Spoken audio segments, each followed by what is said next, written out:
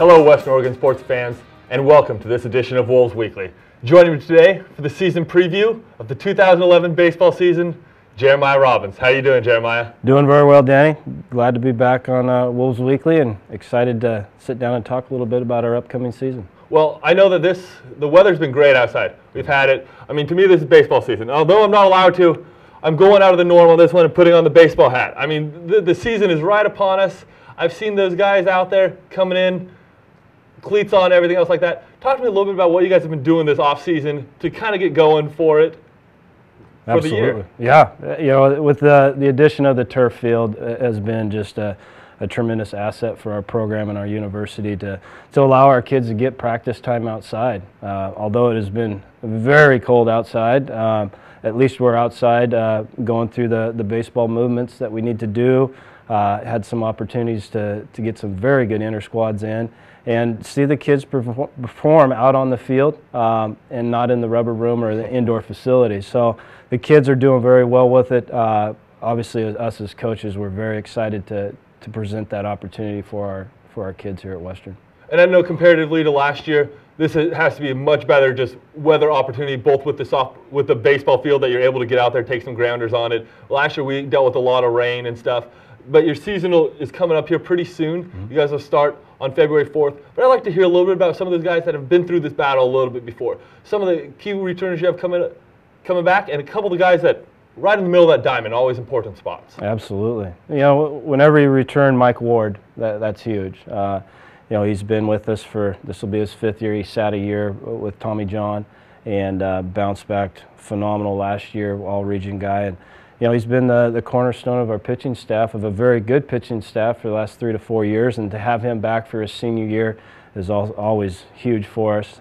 Then Dan Dillard in center field, coming off of a very good year last year, still learning how to hit, which is, you know, the kid's got a very promising future ahead of him. And then Grant Glover at second base, with the things he did for us, being the catalyst at that leadoff spot. We're definitely very excited about those 3 coming back, as well as some of the unknown kids that were a little bit under the radar last year, the Brad Carters of the world, who has looked very good in fall ball and early in the winter here.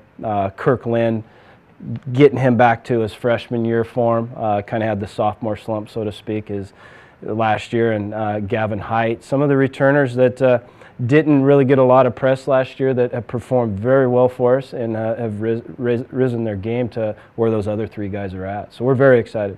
Well, the one thing I know about the baseball team, there's never an off season for you guys. You guys, as soon as it goes, that recruiting trail, you guys are hitting that thing again, and you guys are able to do that once again and recruit many of the top junior college and even some high school kids out of the Northwest. Talk to me a little bit just about some of the players you have coming in, maybe not so much by name, but just what you think they'll do to continue the consistency that you've built at this program. Yeah, you know, obviously, we knew 2 years ago when we recruited a lot of these junior college kids that left us last year that we'd be prepared for 2011. And Coach Walker and myself I feel we did a phenomenal job of bringing in the right kind of kids that fit our program and fit our university. We've got some very talented kids that have come in and fulfilled some huge need for us. Obviously, when you lose your player of the year at third base, you hope to go find a potential another player of the year, and we did that. We've got a couple kids over there who performed very well for us all fall and even early in the winter here. So we're definitely excited about not only the talent of the kids that we brought in, but the character of the kids. And that's something that we're definitely molding here at Western Oregon University, is bringing in the right character and developing the talent along the way. And I think we were very fortunate with the group that we got this year. Very excited to see them out there against a team with a different colored uniform on, because I think we'll see a whole different player. We've been inter-squadding a lot, so you know, to get them out there to open up our season, I'm excited about what they can do for this university. Even when you continue to bring all these newcomers, you talk about the junior college guys, maybe kind of that 2-year changeover. The thing I noticed about your team, apart from consistency, is their ability to really understand the fundamentals. The thing that has not changed to me very much in these years that I've been able to watch is your defense. You guys continue to have defense, whether you guys give up some runs or don't give up some runs. You guys don't give up easy. You don't give away outs, basically. Right. Talk to me about how you guys install those fundamentals in them and just the consistency and maybe the pride you guys have in that defense. Absolutely. You know, kind of our philosophy and our mindset is, you know, defense first, offense second. We spend a lot of time with our defense. this year of having the turf facility to get outside and spend that time, it has been huge for us. So yeah, it's definitely an area that we focus on big time, pitching and defense. The hitting will come as the season progresses. It always does. It's the nature of the beast playing in the Northwest, of getting to the warmer time of the year, and the hitters finally get their swings dialed in. But yeah, we're going to focus on that defensive piece. We will continue to be able to defend the bunt. Double plays, we work on double plays consistently. That's all we work on is double plays. Our outfield, I'm very excited to see our outfield this year. We've got a complete outfield of speed and arms. So I'm excited to see those guys get out there and let their talents and the disciplines that they've been taught carry through for them. And that consistency in pitching and defense has really helped through in the program for many years now. Western Oregon's won 10 straight conference titles, 9 straight in the GNAC, and once again you guys have been picked in the preseason poll as the favorite among the coaches to repeat as conference champions. I know you will never take anything for granted, and you probably don't even want to tell your guys you were picked at that one. But just talk to me a little bit about this conference, and I hear the rumors out there that it's really improved this year. It's very improved, especially with St. Martin's and Northwest Nazarene. They were very good last year, and it's being the preseason favorite, it is what it is. That's more for you guys to put something on the internet. We do not look into that at all. Obviously, the old cliche, it's not where you start, it's where you finish. So we focus on that. We know every weekend when we get into our conference, it's going to be a battle, and this year is not going to be a slouch either. Our league is. I'm very impressed with the arms that we have in our league. Every team has 3 to 4 arms that are very, very good. So we definitely got our work cut out for us to defend that title, and it's something that we definitely take a lot of pride in. I know we talked a little bit earlier about if you don't win the GNAC championship, you have no chance of going to a regional anyway. So our #1 goal is to win the GNAC title, and we hope that in the end that we'll take care of business in non-conference games, which will allow us to possibly get into that regional. But teams are good in our league. It's a league that's definitely improving, absolutely, and I look for all 4 of them. Even Billings, they got a changeover in coaches over there. They're going to be interesting. They returned some very quality left-handed arms, which has always kind of been our nemesis a little bit. But that being said, Central Washington reloaded very well. They're very well coached. Our coaches in our conference are very competitive, and obviously when you have a bullseye on our backs as big as it is, we're going to see their best every weekend. So I like that fact because our kids will be motivated to be their best every weekend. There's no weekends off from here on out. No, there really isn't. And amazingly as it is, the season does get started in a week from when we're doing this interview, Jeremiah. You guys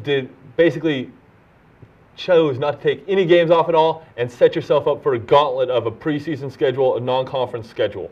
You guys will begin the season at UC San Diego. Just tell me about this team and a little bit about how they've been over the last couple of years.